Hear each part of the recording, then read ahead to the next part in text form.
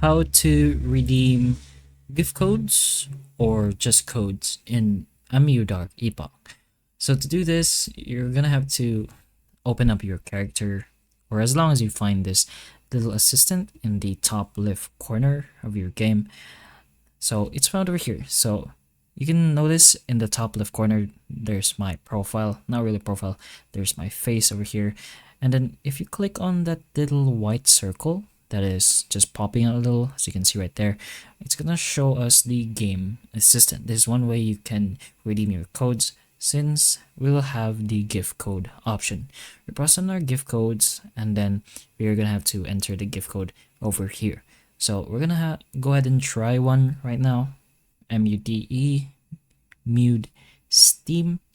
So hopefully it does work. If not, then you could try something else. And then you're gonna have to put in the verification over here.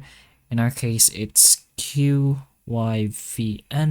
And then just go ahead and press on redeem. You got notes over here, but once you press on redeem, and if it works, it's gonna show you a successful redemption. And then we're gonna go in our inbox.